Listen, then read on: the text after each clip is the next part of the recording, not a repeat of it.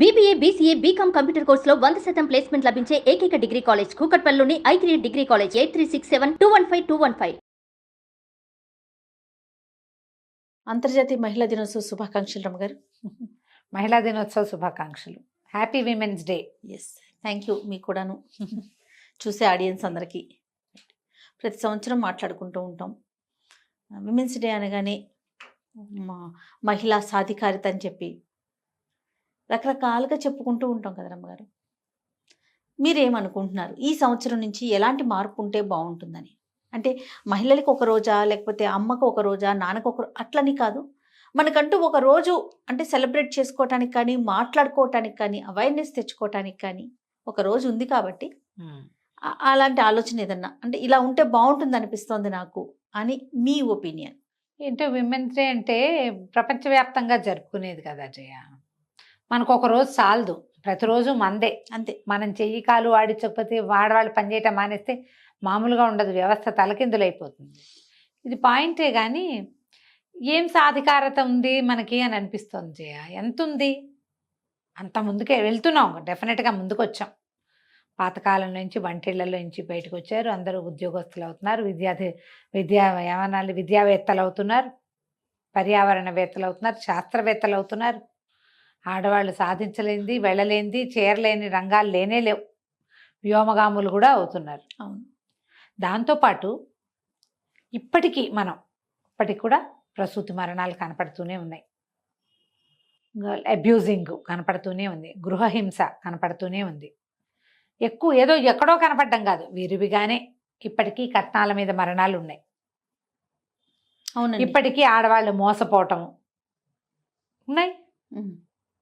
ఏ ఏడాది ఈ సంవత్సరం ఇది తగ్గింది అని అనిపించట్లేదు. గ్రాఫ్ రేప్ విక్టిమ్స్ విపరీతంగానే ఉంటున్నారు, యాసిడ్ విక్టిమ్స్ తక్కువ ఉన్నారేమో మరి ఈ మధ్య.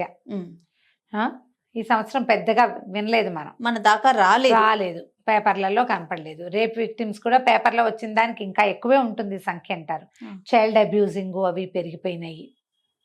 మనకి అవేర్నెస్, జాగ్రత్త పెరిగిన కొందికి ఇవి కూడా ఇళ్లలో నుంచి కూడా ఈ అబ్యూజివ్ థింగ్స్ని మనం వింటూనే ఉన్నాము.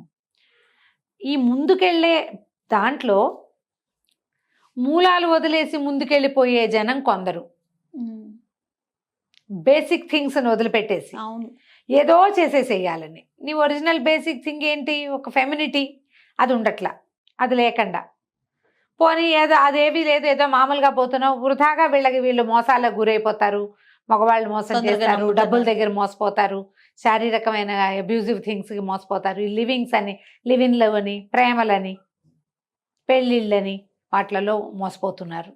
ఇంకా చదువుకున్నా, ఇంత తెలివిగా ఉన్నా, 4 తెలుసుకుంటున్నా, ప్రపంచపు పోకడని అవగాహన చేసుకునేందుకు కావలసిన నాలెడ్జ్ అంతా సంపాదిస్తూ మనమేం వంటింటి కుందేళ్లుగా లేము ఇప్పుడు. అయినా కూడా కుందేళ్ళ జీవితం నుంచి పెద్దగా ముందుకెళ్ళలేదేమో అనిపిస్తుంది కొన్ని విషయాల్లో. ఇందులో మళ్ళీ ఆడవాళ్ళుగా వాళ్ళకి శత్రువులుగా ఉండటము, అత్తారిళ్లలో ఇబ్బందులు, ఆఫీసుల్లో సహోద్యోగులతో ఇబ్బందులు, వర్క్ ప్లేసుల్లో చికాకులు, ట్రావెలింగ్ టు వర్క్ ప్లేస్ మధ్యలో తలకాయ నొప్పులు పోలేదు. ఇంకా అవి పోగొట్టాలంటే ఎలా అంటే మనమే పోగొట్టుకోలేం కదా జయ.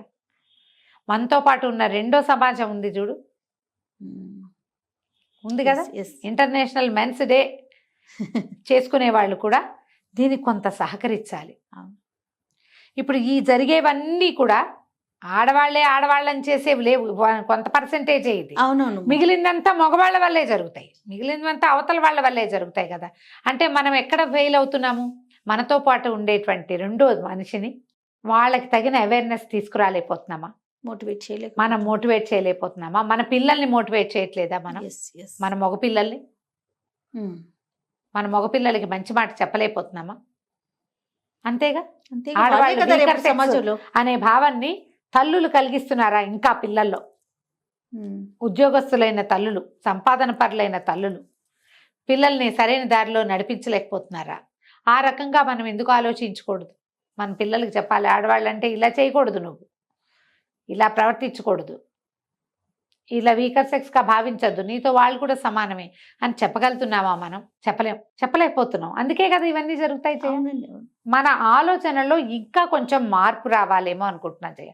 ఇప్పుడు ప్రగతి పథంలో పయనించడానికి మగవాడి మీద ఆధిపత్యం కాదు నీకు కావాల్సింది, నీ మీద నీకు ధైర్యం, నీ మీద నీకు నమ్మకం, ఆత్మవిశ్వాసం. అది కదా ఇంపార్టెంట్. అంతే. మరింత ధైర్యంగా ఉండటం, పరిస్థితులను ఎదుర్కోవటం. ఏదైనా ప్రాబ్లం రాగానే సూసైడ్ చేసుకుందామా, పారిపోదామా, లేచక్కపోదామా, ఇవి ఆలోచనలు. దీంట్లో మళ్ళీ మనం ఇటీవల కాలంలో చూసినవైతే ఈ సెకండ్ వైఫ్గా ఉండడానికి ఇప్పటికీ ప్రిపేర్ అవుతున్నారు ఆడవాళ్ళు, ఆడపిల్లలు. వాడికి ఆల్రెడీ పెళ్ళాము పిల్లలు ఉంటారు, వాడికి ఏవో మంచి మాటలు చెప్తాడో మాయ మాటలు చెప్తాడో, వీళ్ళు పోయి వాళ్ళని తగులుతారు. నేను ఎందుకు ఒక వాడిన వస్తువుని వాడాలని ఎందుకు అనుకోమను? అది ఇప్పటికీ పాలేజ్ చేయ, నాకు విచిత్రంగా అనిపిస్తుంది.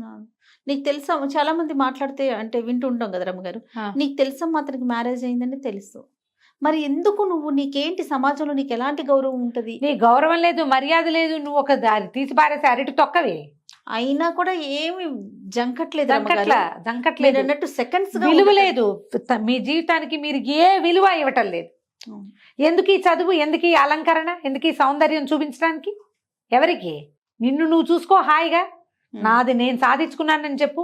వాళ్ళెవరి చేతిలో నుంచో లాక్కుని, వాళ్ళెవరి దగ్గర నుంచో లాక్కుని, ఆ పిల్లలు ఎవరికో అన్యాయం చేసి, అలాంటివి ఇంకా కనబడుతున్నాయి. నేను అనుకుంటే ఈసారి విమెన్స్ డేకి అయినా ఎవరైనా తీసుకుని చిచ్చి వీడికి పెళ్ళయింది, వీడికి ఆల్రెడీ ఎవతో ఉంది, వీడి జోలికి మనం వెళ్ళకూడదు. నాకు అంత కర్మ ఏమిటి? సెకండ్ హ్యాండ్ తెలిసినాక ఆగిపోతే బాగుండు, తెలిసాక ఆగిపోతే బాగుండు అనిపిస్తుంది. ఈ విమెన్స్ డేలు నీ సాధికారత, నువ్వు ఆకాశంలో సగం మనం ఉన్నాము, నువ్వు ఇది అంటే నువ్వు తోపు తురుము అంటే అని బాగానే ఉంది. ఏది తోపుగా తురుముగా ఎక్కడున్నాం మనం? ఏడుపు.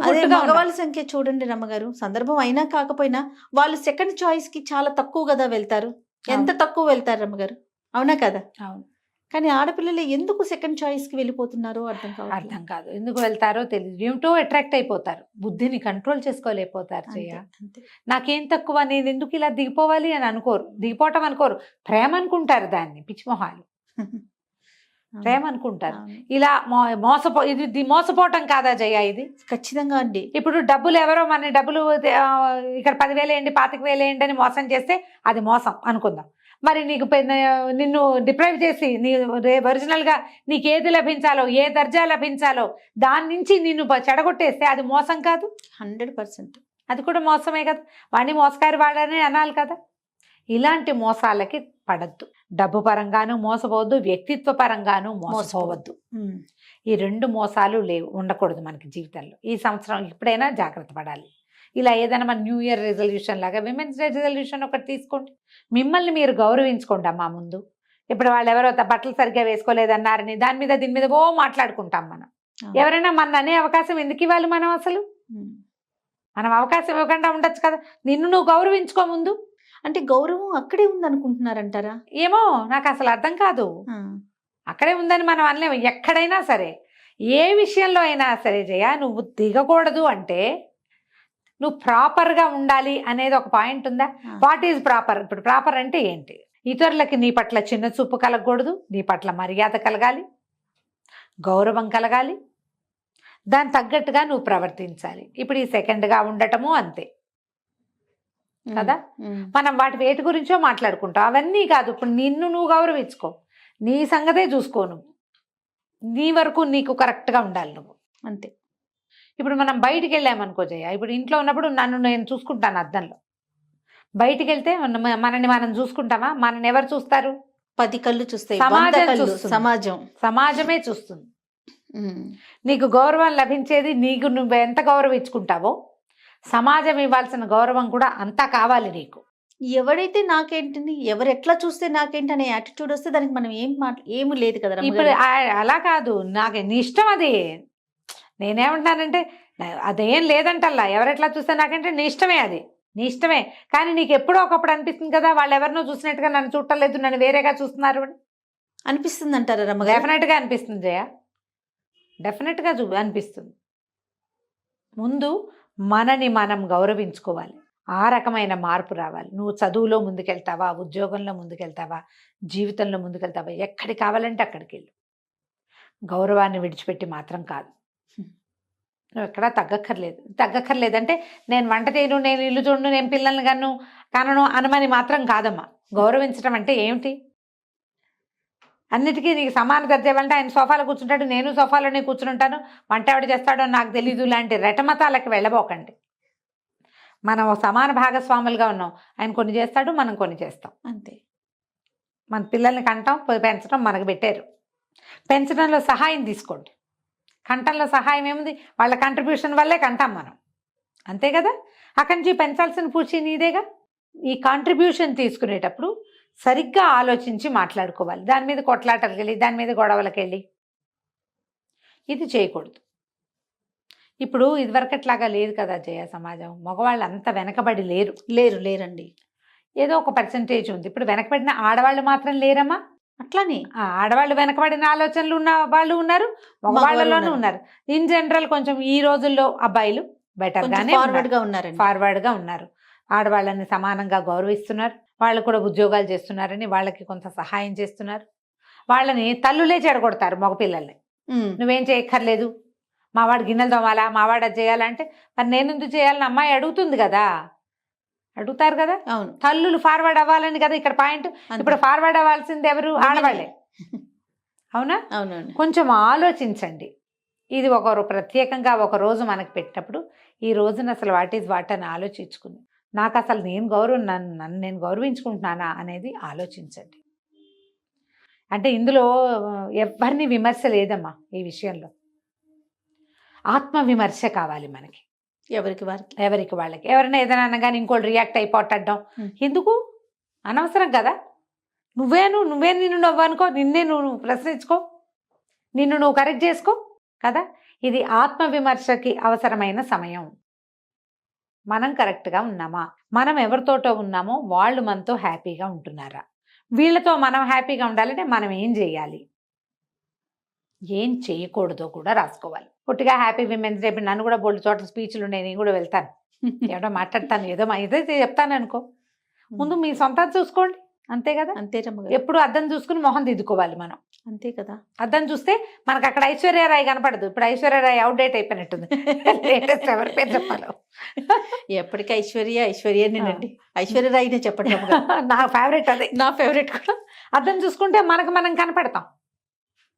అద్దం చూసుకుని కరెక్ట్ చేసుకోండి అమ్మా. జీవితాలు ఎప్పుడు కూడా ఇలాంటి ఒక రోజు వచ్చింది, ఇదేదో అద్భుతమైన రోజు, అందరు హ్యాపీ విమెన్స్ డే. నాకు అసలు వెళ్ళు వెత్తిపోతాయి హ్యాపీ విమెన్స్ డే ఓ అని. నేను కూడా కొంతమంది చెప్తాను అనుకో, మరి ఏం చేస్తాం, చెప్తాం కదా. అంతేగా. ఈ హ్యాపీతో పాటు మనం మరింత హ్యాపీగా ఉండాలంటే ఏ రకంగా మనని మనం తీర్చిదిద్దుకోవాలి, ఎట్లా ముందుకి వెళ్ళాలి, ఎలా మన పిల్లల్ని సరైన దారిలో తీసుకెళ్ళాలి. ఎందుకంటే మన కొడుకులో కూతుళ్ళో వీళ్ళే రేపటి సమాజం. వాడు ఇంత చంటి బిడ్డ కావచ్చు, 5 ఏళ్ళ వాడు కూడా కావచ్చు. ఇంత చిన్నప్పటి నుంచే పిల్లల్ని సరిగ్గా పెంచండి. మీరేం కోరుకుంటున్నారో, ఇది నా స్లోగన్ జయ. నువ్వేం కోరుకుంటావో అదే సమాజంలో ఉన్న ప్రతి స్త్రీ కోరుకుంటుంది. అది గుర్తించాలి మనం. నీకే స్వతంత్రం కావాలో, నువ్వు ఎట్లా నీ పిల్లల మీద, భర్త మీద, ఇంటి మీద, వాకిలి మీద, నువ్వు ఉద్యోగం చేసే చోట ఆధిపత్యం కావాలనుకుంటావు, ప్రతి వాళ్ళకి అది లభించేలాగా చేస్తే నువ్వు గెలిచినట్టు. సూపర్. నువ్వు చెయ్యాలి. తల్లులు కూతుళ్ళ దగ్గర ఒక రకంగా, కోడళ్ళ దగ్గర ఇంకో రకంగా ప్రవర్తిస్తారు, అవునా కాదా? అవును. అక్కడి నుంచి రావాలిగా మార్పు. ఆ కాస్త మార్పు తెచ్చుకోండి. Happy women's day. Thank you so much రమ్మ గారు. నమస్తే. నమస్తే జయ.